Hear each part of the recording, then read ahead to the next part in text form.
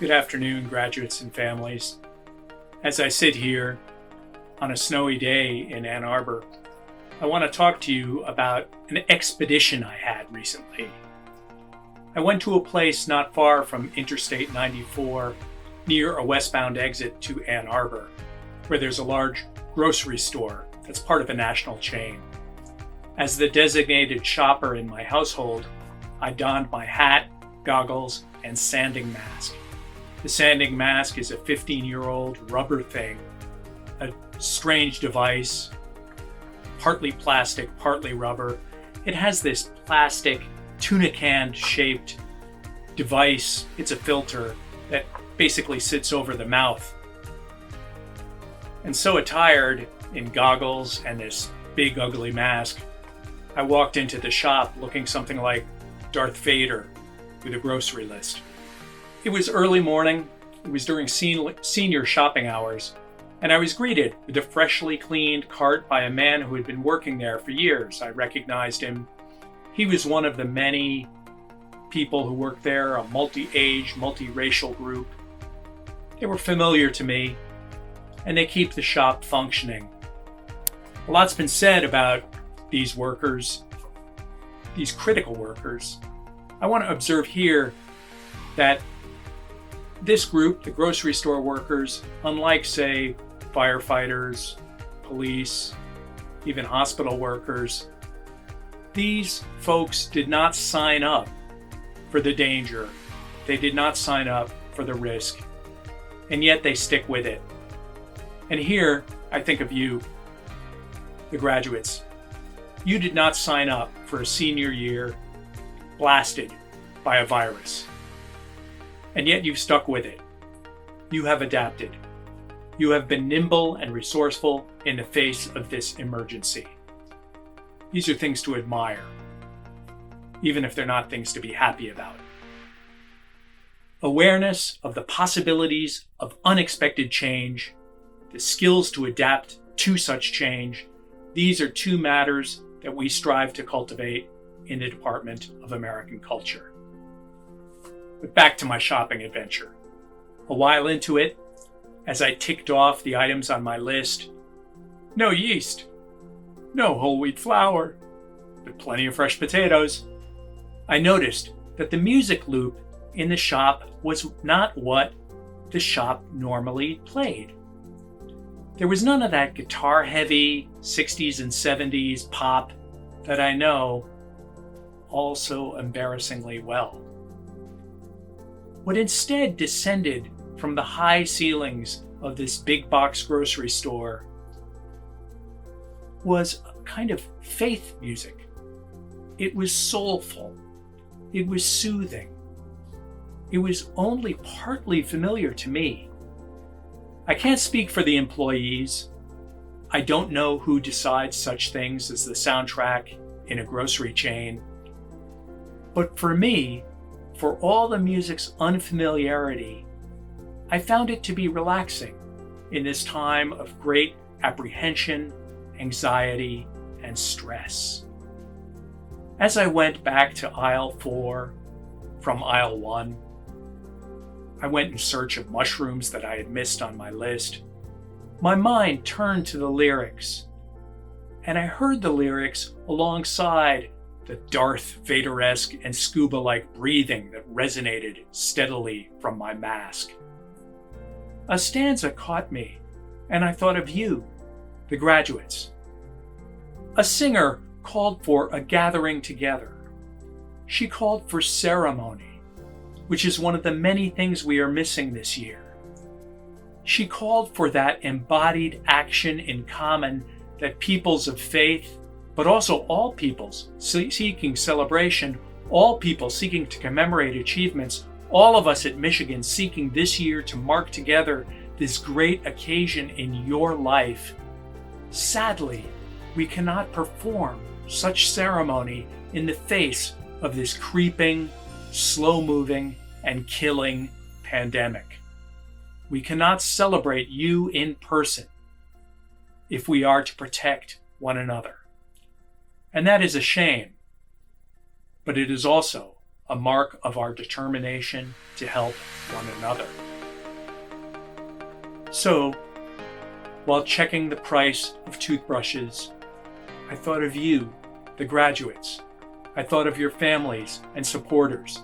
And I thought of us, your professors and instructors. We are missing so much together because we must be apart. It came upon us quickly, didn't it? We turned with little warning from our campus to our homes, from our classrooms to our laptop screens. And I hope the American Culture major has given you some tools with which to think about such rapid and unexpected change. In the study of American culture, we do not study the so-called great books alone, although they are worth studying, nor do we study the so-called high and mighty alone. We also find elements of great importance in the ordinary, the popular, and the unexpected. We examine the dynamics of change, diversity, cultural conflict, power, and resistance. We emphasize adaptation, learning, relearning, and critical analysis. We emphasize those skills that, we predict, will help you adjust to the further great changes that come so rapidly upon us all. We hope you will bring these skills to the enormous problems and challenges we now face and will face. You have worked here to gain, I hope, not only a variety of skills, but also increased nimbleness, flexibility, and broadness as thinkers. You have gained greater understanding of the cultural complexity of the United States, not only in its great diversity, but also in the ways in which diverse Americans have generated culture in remarkable bursts of political, social, religious, and artistic creativity. You have honed your analytical prowess, your prose, your speech, and your sophisticated approach to digital technologies. You know history not as a recitation of presidential administrations, but as a record that bears critical examination as well as inspiration. Use those skills you have sharpened. Use that knowledge you have gained. Keep in touch with other graduates of the program. Although you are now, most of you, far away, I want to get you thinking about coming back. To graduating seniors, I know that most of you will not be returning often. We hope you Michiganders will consider remaining stateside and joining in our struggle to regain health and prosperity.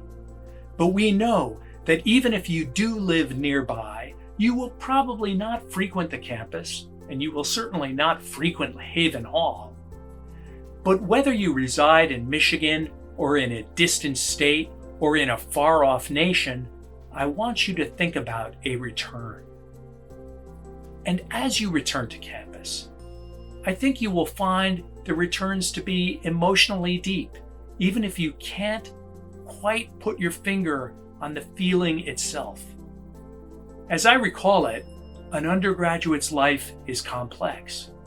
I've been teaching undergraduates for over 30 years, and I know that these past 4 or so years were not easy for you. Certainly this last year has been a struggle for us all. I doubt many of you will think of your time at Michigan mainly as a time in the arms of, say, a nurturing mother, and yet that is what the phrase alma mater actually means in Latin, nurturing mother. Still, I sense that some of you will come back to visit. Some of you will want to come back. And when you do, you will feel some nostalgia, some of that longing to return, not to the University of Michigan's Department of American Culture, not as a home, not to the faculty and staff as a mother, but for a reconnection to the places and spaces, and yes, sometimes the professors and staff members that helped shape your lives here. We are ready to visit with you when that moment comes. We want that continued connection because it sustains us to know that our graduate students are up to something great and that our undergraduates are up to wonderful things. We will make an effort too to remain in touch with you, and so on behalf of the faculty and staff and alumni of the Department of American Culture, although we cannot celebrate this moment together, I extend to you our very best wishes for the future. Good luck and hearty congratulations. Hello again to the class of 2020. It's also my honor and pleasure every year to announce our honors and scholarship winners in usually when we meet in person, but I still do have my list of paper. So all right, I want to especially acknowledge this year's award winners. Our honors thesis, we had 3 excellent honors theses writers. Anne Boyd, Arabella Delgado, and Katrina Stahlcup all did fantastic work this year. I also want to honor our Siegel Scholarship winners, Sierra Timbin, Katrina Stahlcup, and Aber John Espinoza. Congratulations to the 3 of you. Finally, it's always my pleasure to announce the Meisler Writing Award, named after my predecessor and our excellent long-term advisor in American culture, Richard Meisler. This year's Writing Award winners are Anne Boyd and Leo Riley. And I also want to shout out our honorable mention, Charlie Bingham Jr. Congratulations to all of you on your excellent work this year and in the future.